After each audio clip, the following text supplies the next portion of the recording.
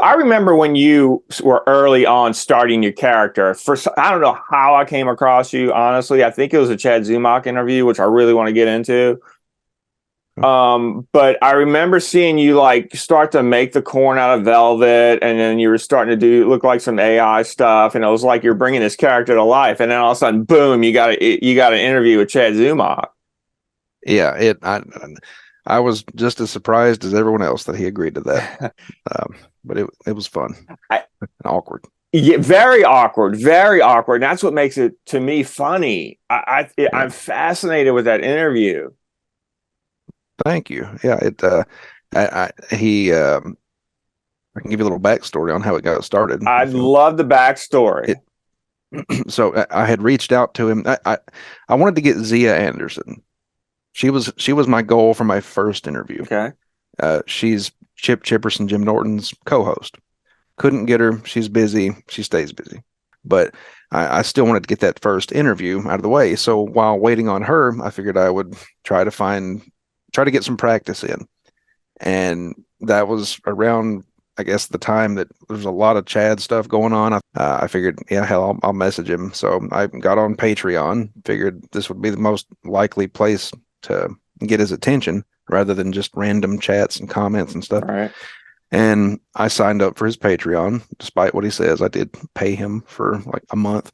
And I messaged him. We talked. It was real sporadic for felt like a few weeks.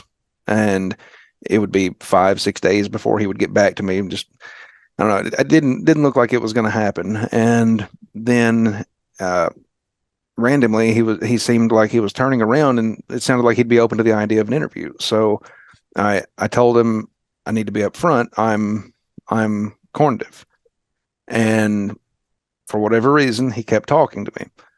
And I didn't believe the interview would happen all the way up until the point when he joined the interview. Mm-hmm. I was surprised he joined, mm-hmm. and even more surprised that he stayed. Yeah, for 32 glorious minutes. Yeah, we made it through that half hour. Yeah, he wasn't a fan of mine. You have the countdown that's very dramatic, and then he's there. Yes, and I'm still trying to figure out intros and all that shit. So it was really awkward. I had him backstage. I was like, all right, well, let me figure out how to do some prime time type intro shit here. And mm-hmm. It's very rough the whole episode and everything I do still. But yeah, and then it just brought him on, and it seemed like it was going fine for about the first 5, maybe 6 seconds. Yeah. And then it was downhill from there. Our guest today is a controversial one. He's a comedian and self-proclaimed mud shark, a co-host / paid guest of the MLC podcast with the one and only brother of Neil Brennan. If you dabble in cringe, you probably already know who I'm speaking of. Mr. Chad Zumock. Hello and welcome to the show, sir.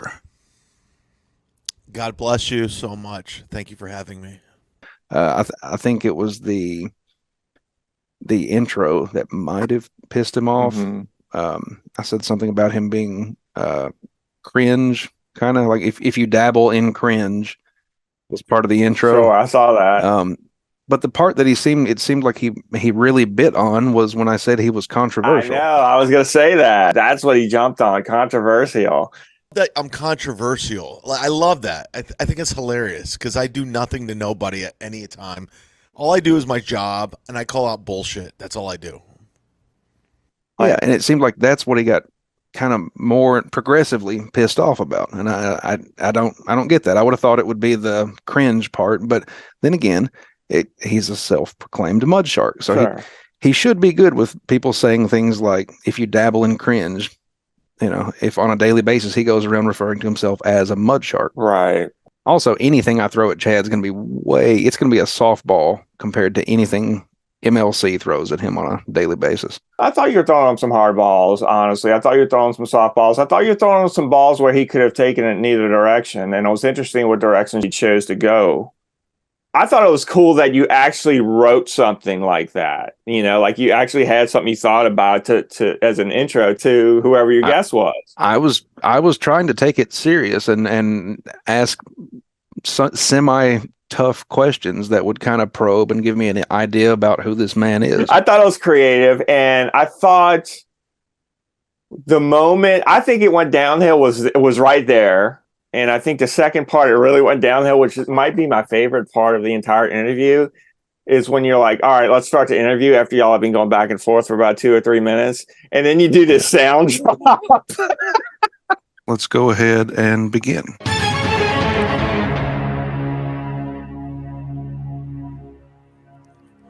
Why'd you have the dumb sound effect? And he over. Oh, when he heard that, it was like someone just kicked him in the gut. Yes, and I still don't understand that. It's just it's one of the most harmless sound effects. It really shifted at that moment. It was like he was insulted by it. And it was like this moment where no one said anything. And it's like looking at your face, your eyes and mouth, and then looking at him. And it was like this 5 seconds of awkward silence. It was my favorite part.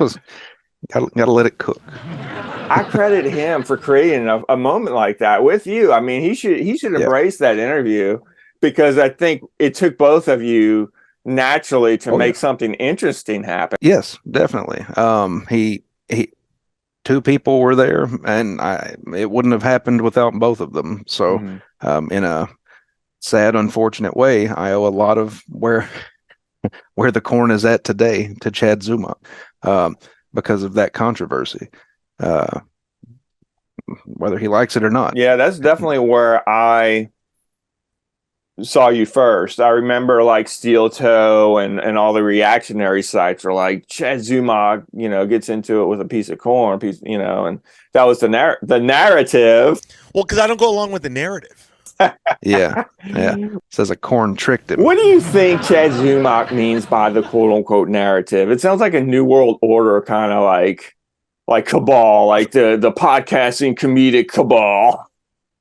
I think narrative is anything for Chad. It's anything he doesn't agree with. Okay, that makes sense. That makes sense. I really do. I think it's that simple. Yeah, that's very good answer. Very good answer. I think that sums it up for sure. When I heard about this interview, I wanted to watch it. And so I watched it with an open mind. I do find him interesting. I think he's funnier than people give him. I think he's become a punching bag. And I think that roast really hurt him for some reason. The Kevin Brennan one? Yeah. I think it did. Yeah. Yes. I saw that. It didn't look like he had a good time doing that one. I think it was ballsy though. It took a lot of balls to go up there. I thought his material was okay. I didn't think it was that bad. I would have done 10 times worse. Yeah. 10 times worse. I'll give him. I've got to give him credit. He does something that I would not have the courage to do, standing up on a stage like that. Dude, that was in a room of vipers, man. Yes. Yeah. I mean, there's no way I could have done that. Sometimes I feel like Chad Zumock is a work, like in wrestling terms, where he's doing an act. Yeah. And then sometimes he's 110% honest, and he floats between the two from one moment to the other. Yeah, and it doesn't. There's never an indication of that transition, so you don't know who you're dealing with at any given moment, I think. Yeah, it was weird. It was like one second he would answer one of your serious questions in a serious tone, in a serious way. And then the next second he'd answer a question that was similar, where he was just totally pissed off. Yeah, and I didn't know what to do with that, to be honest. Like I'm listening to you more than I am him. I'm like, where as a host, as an interviewer, going to go with this reaction? And I thought you handled it good. I thought you were funny. The funniest line I think you had was, put myself in a bad position. I love doing stand-up. I love writing the joke and performing it. I didn't sign up for this to talk to Korn. This is stupid. This is retarded. No disrespect, CORNdiff, but literally I'm talking to Korn. He goes, no offense, I didn't sign up to speak to a piece of corn on the internet. Which is the most awful insult you could say to you, all due respect. And you go, none taken. None taken. If you two would do a show together and keep that same energy, I would totally watch it and subscribe to it. I don't know if my heart could hold up to that type of interaction daily. Again, I'd love to talk to him again if he would, but I doubt that'll happen. I think as an interviewer, you just want to know ahead of time, what am I getting here? Be confident enough as an interviewer to go whatever direction they throw at you. Yeah. Or in my case, be ignorant enough as an interviewer to just dive into it.